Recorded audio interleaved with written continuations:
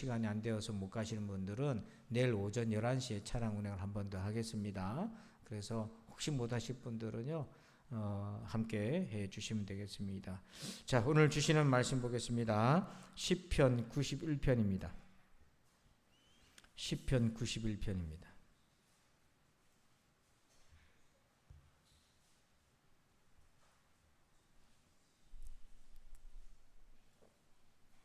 시편 91편 1절부터 우리 16절까지 말씀을 함께 교독하겠습니다.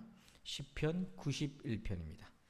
지존자의 은밀한 곳에 거주하며 전능자의 그늘 아래 사는 자여,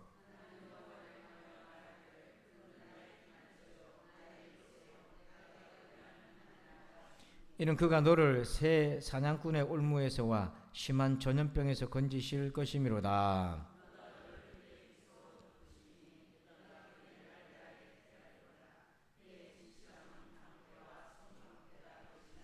너는 밤에 찾아오는 공포와 낮에 날아드는 화살과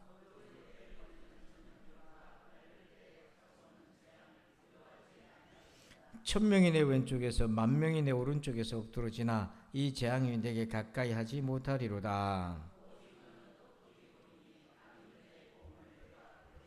네가 말하기를 여호와는 나의 피난처시라 하고 지전자를 너의 거처로 삼았으므로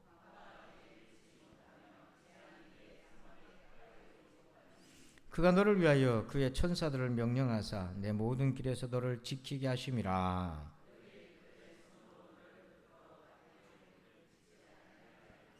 네가 사자와 독사를 밟으며 젊은 사자와 뱀을 발로 누르리로다.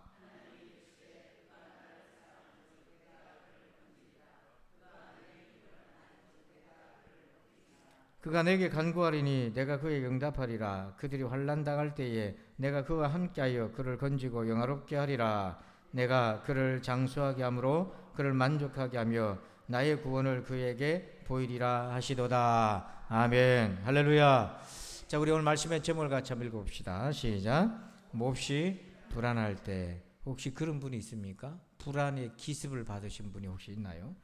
여러분 잘 아시는 그 이상구 박사님, 이제 안식교에서 다시 정신 차리고 돌아오셨잖아요.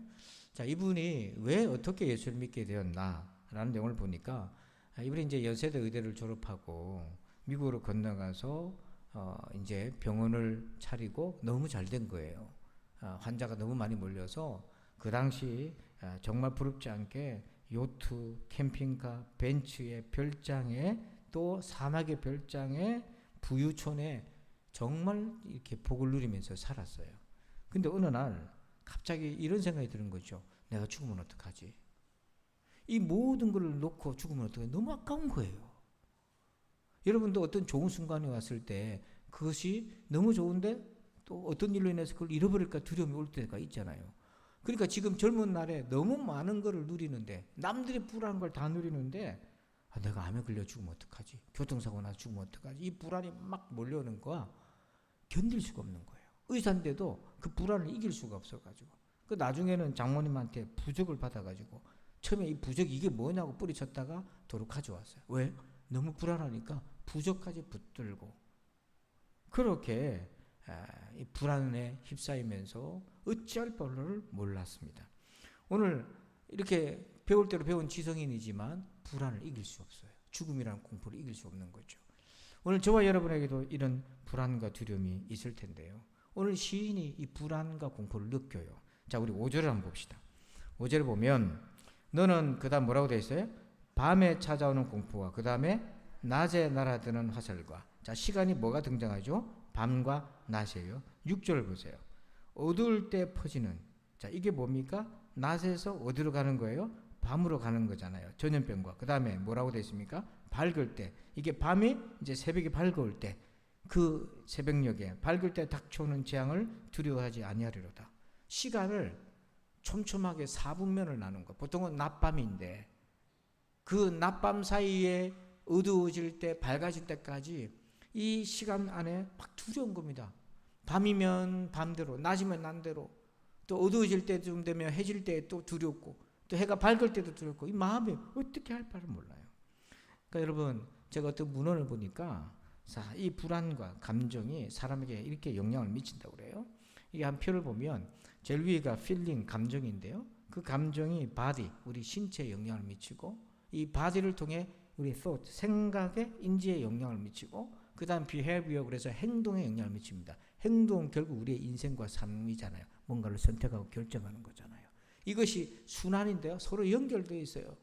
근데 이제 맨 먼저 feeling, 감정이 놓여져 있는 게 뭐냐면, 우리가 감정 관리를 잘못하면 이게 결국에는 우리의 신체도 영향을 미치고 사고방식까지도 바꾸고 행동까지도 바꾸고 놔버리는 거예요. 그래서 오늘 저와 여러분이 어떤 불안과 두려움, 이게 사실 감정이지 않습니까? 이런 감정을 잘 관리를 해야 돼요. 아브라함이 하나님의 약속을 받아서 가나안 땅에 왔는데 기근이 왔어요. 두렵잖아요. 불안하잖아요. 가장이니까 책임을 져야 돼요. 이 불안 때문에 어떤 선택을 하죠? 애굽으로 거류하려고 내려가요. 이사를 아예 가는 겁니다. 잠깐 피난 가는 것이 아니라 이사를 가려고 애굽으로 가버렸어요. 근데 거기서 또 어떤 일이 생겨요? 아내가 너무 미모가 출중하니까 아내 때문에 자기 목숨이 빼앗길까 봐 두려워가지고 아내를 누이라고 속여요. 그러니까 지금 두려움, 불안이 아브라함으로 하여금 행동을 뒤틀게 만들고 있어요. 또 사울도 그렇습니다. 사울도요, 불안에 휩싸이기 시작해요. 이제 다윗이 들어올 때 백성들이 사울은 천천히 다윗은 만만히 했을 때 어떤 두려움이 옵니까? 거절당한, 백성들로부터 거절당할 것 같은 두려움이 오는 거예요. 백성들이요, 자기보다 다윗을 더 좋아하고 더 존경하고 이럴까 봐 두려운 거예요. 거절당함의 두려움. 여러분들도 누가 나를 거절한다, 누구보다 나를 이렇게 거절당한다는 느낌 받을 때 얼마나 괴롭습니까? 또 두려운 게, 불안한 거예요. 그게 뭐냐면 다윗이 반역을 일으킬까 봐. 그게 불안한 거예요. 그러니까 이 불안이 사울을 어떻게 행동하게 하지요? 자기 사위이자 자기의 천부장인 다윗을 죽이지 못해서 안달하는 거예요. 그러니까 정말 못난 모습을 보이게 되죠. 여러분, 솔로몬의 신하였던 여로보암이 있습니다. 이 솔로몬이 죽고 난 다음에 솔로몬의 아들 르호보암이 이제 왕이 되었는데, 여로보암이 그때는 잠깐 도망갔다가 다시 와요. 그래서 이제 그 르호보암에게 제시를 합니다. 당신 아버지처럼 우리를 폭정으로 다스릴 거면 우리가 나라를 세워서 당신하고 대항할 거고, 우리에게 자비를 베풀면 당신에게 충성하겠습니다. 왜 그랬습니까? 여로보암도 두려운 거예요. 아버지 때, 솔로몬 때 너무 힘들었는데 자식 때 또 힘들면 우리 어떻게 살겠나? 이 두려움이 결국에는 반란으로까지 이어져요. 자, 그런데 여기서 대부분은 불안과 두려움이 부정적으로 흘러가잖아요. 근데 이게 긍정적으로 바뀐 부분이 있어요. 야곱이에요.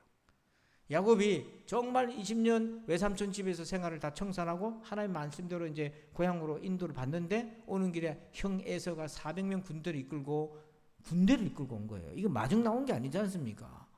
400명 군대를 이끌고 야곱을 죽이기 위해서 오는 거예요. 그래서 야곱이 불안과 두려움이 휩싸여 어떻게 해야 될지 몰라. 그래서 두 떼를 나눠가지고 한 떼를 치면 한 떼라도 살리려고, 또 선물도 앞에 세우고, 그래도 마음에 놓이지 않아서 야복강에서 기도하다가 하나님과 씨름하게 되잖아요. 자, 여기서 이 불안과 두려움을 야곱은 무엇으로 해결했습니까? 어떤 자리로 가게 되었어요? 기도의 자리로 가게 되었다. 이제 이게 중요한 거예요. 문제를 풀려면 불안과 두려움이 있을 때 기도의 자리로 가시길 바랍니다. 믿음의 자리로 가시길 바랍니다. 그래야 풀려져요. 그런데 성경을 보면 대부분의 많은 사람들이 기도의 자리, 믿음의 자리를 못 가고 엉뚱한 데로 가다 보니까 더 꼬여지게 되었다. 자, 그래서 우리가 이 불안과 두려움을 이기기 위해서 어떻게 해야 되나? 오늘 말씀에 세 가지 중요한 메시지를 줘요. 첫 번째는요, 1절 봅시다. 1절을 같이 읽어봐요. 시작. 지존자의 은밀한 곳에 거주하며 전능자의 그늘 아래 사는 자여. 아멘. 첫 번째, 한번 따라서 합시다. 내가 어디에 있는지를 알자. 자, 1절을 보니까 내가 어디에 있습니까? 지존자의 은밀한 곳에 거주하고, 그 다음에 전능자의 그늘 아래 사는 자여. 이렇게 우리를 불러요.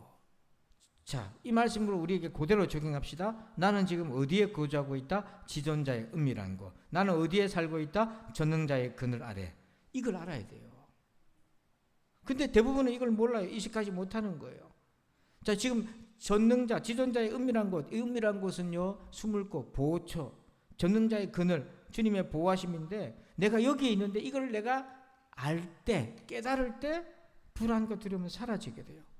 근데 이게요, 아주 종이 한 장 차이 같지만 이게 우리가 모르고 지나간다는 거예요. 내가 지금 전능자의 그늘 아래 있다는 걸 의식을 못하고 내가 지존자의 은밀한 곳에 있다는 것을 모르고 지낸다는 거예요. 자, 지금 열왕기하 6장에 보면 이 사마리아에 거주하던 이제 엘리사를 제거하기 위해서 아람이 군대를 파송하고 보냅니다. 그래서 성을 에워싸요. 그때 자 15절 우리 같이 한번 읽어봅시다. 16절 시작. 하나님의 사람의 사환이 일찍이 일어나서 나가보니 군사와 말과 병거가 성읍을 에워쌌는지라. 그의 사환이 엘리사에게 말하되 네 주여 우리가 어찌하리까 하니. 이 사환은 엘리사의 종 막 두려운 거예요. 적군이 포위를 했으니까 어떻게 하면 좋겠나. 자 근데 16절 엘리사의 반응 보세요. 시작. 대답하되 두려워하지 말라. 우리와 함께한 자가 그들과 함께한 자보다 많으니라 하고. 자 여기에 엘리사는 뭘 봤습니까? 우리와 함께한 자. 이게 뭐냐면 내가 지금 전능자의 그늘 아래 있다. 지존자의 은밀한 곳에 있다. 이걸 본 거예요. 그러니까 엘리사와 사환의 차이가 뭐냐면 엘리사는 자기가 지금 어디에 있는지를 알고 있는 거고 사환은 그걸 모르는 겁니다. 그냥 겉으로 드러나는 형상만 보고 형국만 보고 상황만 보고 환경만 보고 나 죽었구나. 그러나 엘리사는 그게 아니라 지금 자기가 어디 있는지를 보고 있어요. 근데 왜 엘리사는 보고 이 청년은 못 보는 것입니까? 우리 믿음의 생활하들 어떤 사람은 이걸 보고 깨닫고 내가 전능자의 그늘 아래 있다는 걸 확신하고 두려움 가운데서 헤쳐나가지만 어떤 사람은 그걸 왜 못 보고 있습니까? 이 차이가 뭡니까? 또 나는 못 보다가 어느 순간 그걸 내가 깨닫게 되는 차이는 무엇입니까? 자 17절 한번 보십시다. 열왕기 6장 17절 시작. 기도하여 이르되 여호와여 원하건대 그의 눈을 열어서 보게 하옵소서 하니 여호와께서 그 청년의 눈을 여심해 그가 보니 불말과 불병거가 산에 가득하여 엘리사를 둘렀더라. 아멘. 자 17절 맨 앞에 뭐하여 그때 보이기 시작하는 거예요. 그래서 여러분 어려움 당하고 두려움 있을 때 기도 자리에 오라는 이유가 뭐냐면 괴롭잖아요. 어떤 때는 기도도 하기 싫을 정도 낙심되는데 그래도 와야 되는 이유가 뭐냐면 그렇게 기도하다 보면 눈이 열려서 내가 전능자의 그늘 아래 있다는 걸 보게 되는 것입니다. 여러분에도 이런 눈이 열리기를 축복합니다. 이걸 생생하게 경험한 사람이 있어요. 그게 사도 바울이에요. 사도행전 23장 11절에 복음을 전하다가 엄청난 핍박과 박해와 위협을 받았어요. 그래서 더 이상 전도를 못할 지경에 놓여져 있었는데 그날 밤에 주께서 바울 곁에 서서 이르시되 담대하라. 네가 예루살렘에서 나의 일을 증언한 것 같이 로마에서도 증언하여야 하라 하시니 그날 밤에 뭐라고요? 주께서 바울 곁에 계셨다고요. 이걸 아니까 담대해지는 거예요. 또 봅시다. 27장 23절 배에서 파선당하여서 죽어가고 있던 상황인데요. 같이 한번 읽어봅시다. 시작. 내가 속한 바 곧 내가 섬기는 하나님의 사자가 어제 밤에 내 곁에 서서 말하되. 자 하나님이 어디에요? 자기 곁에. 언제? 밤에. 자 23장과 27장을 한번 비교해서 한 번 더 보면 주님이 언제 나타나셨다고 되어 있습니다. 이 밤이 뭡니까? 어둡잖아요. 못 보잖아요. 그런데 이 밤에 주님이 곁에 계시다는 거예요. 그걸 기도할 때 바울이 알게 되는 겁니다. 여러분의 인생의 밤, 두려운 밤에 주님이 곁에 계심을 기억하시길 바랍니다. 그러면 담대할 수 있어요. 그걸 못 보면 어떻게 해야 될지 모르는 거예요. 어떻게 해야 될지. 첫 번째가 내가 어디에 있는지를 알아라. 자, 두 번째는요. 두 번째 우리 말씀 봅시다. 자, 우리 2절 말씀 같이 봅시다. 2절 같이 봅니다. 시작. 나는 여호와를 향하여 말하기를 그는 나의 피난처요 나의 요새요 내가 의뢰하는 하나님이라 하리니. 아멘. 아멘. 우리 한번 따라서 합시다. 믿음의 언어를 사용하라. 믿음의 말을 쓰세요. 믿음의 말을. 자, 이 언어가 얼마나 중요한지요. 그리피스 토마스라는 분이 이렇게 얘기해요. 우리가 입이 세 가지 중요한 얘기를 한다는 거죠. 입이 말하는 거예요. 첫 번째가 뭐냐면 나는 존재한다. 양심의 소리를 입에서 낸다는 거고. 두 번째 나는 할 수 있다. 이 가능성의 소리예요. 세 번째는 나는 할 것이다. 결단의 소리예요. 우리 입이 해야 될 거 이 세 가지라는 거죠. 양심의 소리를 해야 되고 가능성의 소리를 내야 되고 결단의 소리를 내야 된다. 자, 그런데 여기에 이제 더 반드시 있어야 될 게 뭐냐면 믿음의 소리, 믿음의 말이에요. 그래서 여러분 2절을 다시 보면 나는 여호와를 향하여 뭐하기를 말하기를. 그 다음 같이 읽어봅시다. 시작. 그는 나의 피난처요 나의 요새요 내가 의뢰하는 하나님이라 하리니. 아멘. 아멘. 자, 이걸 읽을 때요 지금 읽었지 않습니까? 말을 합시다. 내가 말하는 거예요. 이 말을 내게 적용해서 자, 우리 나는 여호와를 향하여 말하기를 하면 여러분이 나는 그는 하나님은 나의 피난처요 나의 요새요 내가 의뢰하는 하나님이라. 여러분 말을 한번 해보십시오. 나는 여호와를 향하여 말하기를 그는 나의 피난처요 나의 요새요 내가 의뢰하는 하나님이라 하리니. 아멘. 할렐루야. 여러분 이런 말을 쓰시기 바랍니다. 그러면 여기서 말한다 했을 때 구체적으로 어떤 맥락에 놓여지는 말인가? 그게 기도의 말이에요. 자, 15절 한번 보세요. 15절. 15절을 같이 한번 읽읍시다. 시작. 그가 내게 간구하리니 내가 그에게 응답하리라. 그들이 환난 당할 때에 내가 그와 함께하여 그를 건지고 영화롭게 하리라. 아멘. 15절 앞에 그가 내게 뭐하리라? 그게 간구인 거예요. 그 말 자체가 간구인 거예요. 하나님 나의 피난처요 나의 요새시요 내가 의뢰하는 하나님이다. 그래서 여러분 이 말이 너무너무 중요한데 근데 가끔 이런 분들이 있어요. 말을 주문처럼 하는 경우가 있어요. 그러면 이거 아무 능력이 없습니다. 예수님의 이름을 주문처럼 하면 그거 아무 능력이 없어요. 그래서 언어를 쓸 때 말을 할 때 중심이 중요해요. 자, 그런 나의 하나님 나의 피난처 나의 요새를 했을 때 언어의 중심이 뭔가 14절 보세요. 14절 같이 한번 읽어봅시다. 시작. 하나님이 이르시되 그가 나를 사랑한즉 내가 그를 건지리라. 그가 내 이름을 안즉 내가 그를 높이리라. 자, 여기 하나님이 이르시되 그가 나를 뭐한즉? 이게 언어의 중심이 되어야 돼요. 하나님을 사랑하는 무슨 소리가 나는데? 자, 하나님을 사랑한즉 사랑하는 마음이 우리의 중심이 되어야 되는 거죠. 그래서 여러분 그 신유의 은사가 있으신 케네스 해긴이라는 목사님이요. 아플 때 정말 말이 중요하다고 그래요. 사람의 몸이 병들고 연약할 때 그때 진짜 말이 중요하다. 왜냐하면 아프고 병들면 말이 삐뚤어지기 시작하는 거예요. 언어가 왜곡되기 시작하면 이게 악순환이 되는 거죠. 자, 그래서 케네스 해긴 목사님이 이렇게 얘기해요. 세 가지 얘기를 말을 해라. 자, 첫째 한번 여러분 읽어봅시다. 첫째, 내가 하나님의 자녀라는 걸 계속 얘기해라. 둘째, 믿음의 언어를 쓰면 내가 넘지 말아야 될 지켜야 될 선을 계속 지켜간다는 거죠. 셋째, 그렇습니다. 내 속사람에게 영향을 끼쳐요.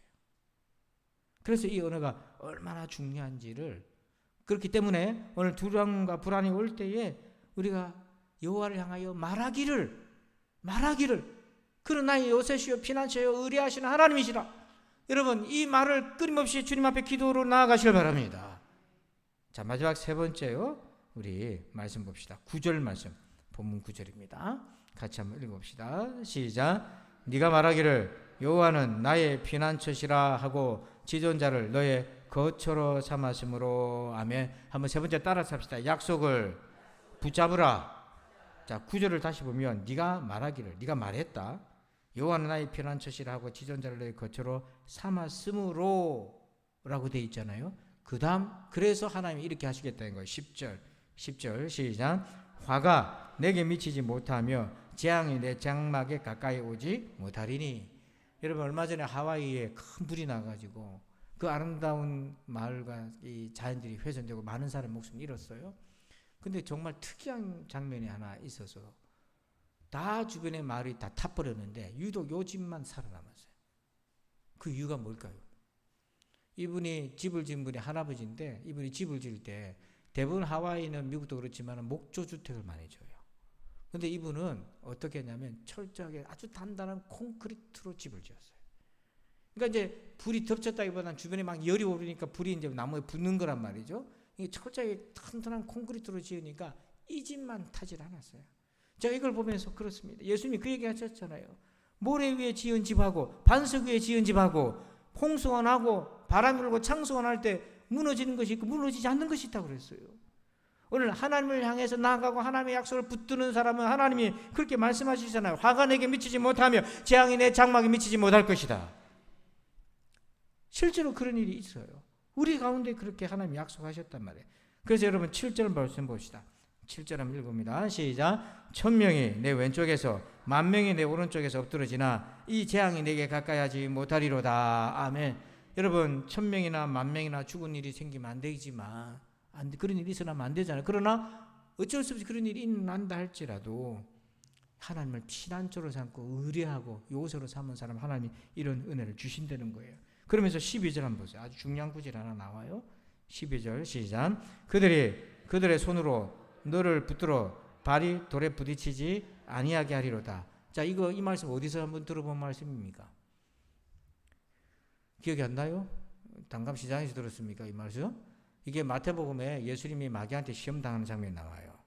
그래서 마귀가 예수님을 보고 저 성전 높은 곳에 세워가지고 뛰내리라 그러잖아요. 뛰내리면 천사가 내려 붙들어가지고 이 말씀을 인용한 겁니다. 발이 부딪히지 않게 할 것이다. 그때 예수님 뭐라고 얘기해요? 사탄아 물러가라. 하나님을 시험하지 마라. 그렇게 얘기하잖아요. 이 말씀의 오늘 본문의 내용은 이거예요. 하나님을 피난처로 의뢰하고 요새를 삼는 사람은 하나님이 이렇게 지켜주신다는 거, 보호의 약속인데요. 이걸 말씀 가지고 마귀가 조롱하는 거잖아요. 근데 우리가 조롱할 때 같이 박수치는 사람이 있어요. 그게 뭐냐면 하나님의 약속을 시험하는 사람이 있어요. 여러분 시험하지 마시기 바랍니다. 믿으시기 바랍니다. 믿고 기도하시기 바랍니다. 말씀은요 시험의 대상이 아니에요. 그러니까 마귀가 부추겨가지고 유혹에 넘어뜨리듯이 그렇게 하는 것이 아니에요. 말씀은 믿고 그걸 적용하고 구하고 간구하는 거예요. 그래야 할진데 하나님이 주시는 능력이 있어요. 13절 시작. 네가 사자와 독사를 밟으며 젊은 사자와 뱀을 발로 누르리로다. 자, 이게 뭡니까? 불안과 두려움을 가져다주는 사자와 독사와 젊은 사자와 뱀을 이길 수 있도록 도와주신다는 거예요. 여러분 우리가 사람은요 내공이라는 것이 있어요. 웬만한 거는 내 힘으로 해결할 수 있는 게 있단 말이에요. 그렇잖아요? 근데 건강의 문제든 정신적인 문제든 신앙적인 거든 내가 감당할 수 없는 문제 확 올 때가 있어요. 내 마음의 용량으로 받아들일 수 없는 게 있단 말이에요. 그러면 사람이 뭐예요? 깨져버려요. 그래서 거기서 뭐가 생기죠? 병이 생겨요. 마음의 병이, 육신의 병이. 저와 여러분도 예수님을 믿지만 우리가 가지고 있는 믿음의 그릇으로 담을 수 없는 일들이 생길 때 오잖아요. 자, 그럴 때 어떻게 합니까? 두 가지로 쫙 나눠져요. 믿음이 깨지고 흔들리고 시험에 넘어진 사람이 있고 하나님 앞에 그걸 가지고 나와서 기도하다 보면 믿음의 그릇이 넓어지기 시작하는 거예요. 믿음의 그릇이 넓어지시길 바랍니다. 믿음에 견고해지시길 바랍니다. 그래서 이상구 박사님이 어떻게 했나? 이 두려움 속에 막 휘말렸을 때 처음에 부적을 붙들었어요. 근데 그거 안 되잖아요. 그런데 얼마 전에 어떤 목사님이 전도하러 와가지고 성경을 주고 간 것이 있는데 그 쓰레기통에 버리려다가 막 두려워가지고 그냥 종교심이 두려워가지고 버리지 못했는데 아 성경이 있다. 성경을 한번 찾아봐야지 해가지고 성경을 딱 올려놓고 부인한테 이제 기도를 자기가 해보려고 한 30분 해보려고 전화가 와서 밥 차리세요. 빨리 밥 먹으러 오라고. 그래서 기도를 이렇게 했답니다. 하나님 30분밖에 시간이 없습니다. 하나님이 살아계신 것을 30분 안에 얘기해 주시고 성경이 진리인 것을 믿을 수 있도록 해 주십시오. 두 가지를 놓고 30분 동안 기도를 했다는 거예요. 10분이 지났습니다. 하나님 20분이 지났습니다. 25분이 지났는데 30분이 지났는데 아무 대답이 없어요. 대답이 없다. 아 하나님 없구나. 너무 어린아이 같잖아요. 하나님 없구나 하고 맥이 탁 풀리면서 그러면서 앞에 있는 성경책을 한번 슬쩍 열어보고 싶은 마음이 생기더래요. 그래서 한번 딱 폈대요. 폈는데 거기에 무슨 말씀이 나왔냐면 노아가 950년을 살았다 이 말씀이 나온 거예요.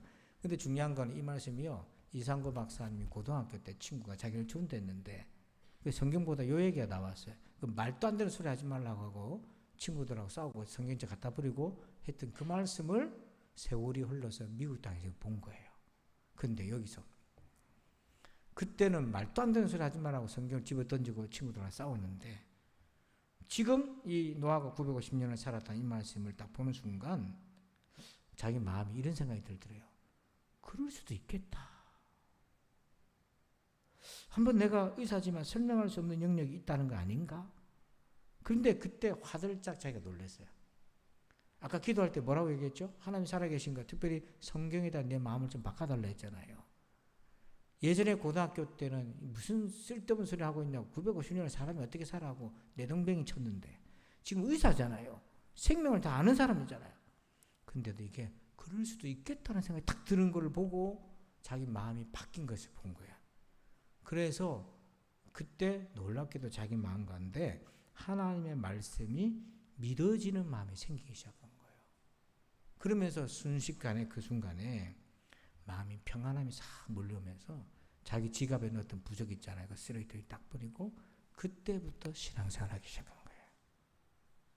그렇다고 여러분이 30분 앉아가지고 하나님 계시나 안 계시나 그럼 각자 자기 삶의 영역에 역사하시는 거예요. 중요한 건 뭐죠?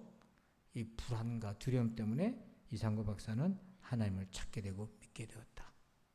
오늘 하나님을 믿고 있는 우리는 당연히 그렇게 해야 되지 않겠습니까? 그러므로 밤이면 밤 때문에 두렵고, 낮이면 낮에 두렵고, 어두워질 때면 어두워질 때 두렵고, 밝을 때면 밝을 때도 두려운 문제가 내게 엄습해 올 때가 있어요. 여러분, 그럴 때 오늘 하나님을 피난처로 삼으시기 바랍니다. 세 가지를 꼭 기억하십시오. 1 한번 읽어봅시다. 1. 전능자의 그늘 아래 있어요. 2. 여호와는 나의 피난처입니다. 고백하시라는 거죠. 세 번째, 약속을 붙잡으라. 그렇게 하면 하나님이 지켜주신다고 하셨잖아요. 기도하겠습니다. 하나님 감사합니다. 오늘 이 말씀을 받습니다. 우리 마음이 몹시 불안하고 두려울 때 우리가 어떻게 하면 좋겠습니까? 오늘 이 말씀을 잘 기억하고 우리 아버지 하나님 두려움과 불안을 아버지 하나님 말씀으로 이기게 하여 주시옵소서. 감사하며 예수님의 이름으로 기도하옵나이다. 아멘. 우리 다 함께 주여 한번 외치면서 말씀 가지고 우리 주여 한번 외치고 말씀 가지고 좀 기도하시다가 조문 가실 분들 내려오시면 되겠습니다. 우리 다 같이 기도합니다. 주여 아버지 하나님 감사합니다. 오늘도 하나님 말씀 주신 것 감사합니다. 우리가 불안하고 두려울 때에 오늘 이 말씀 붙들고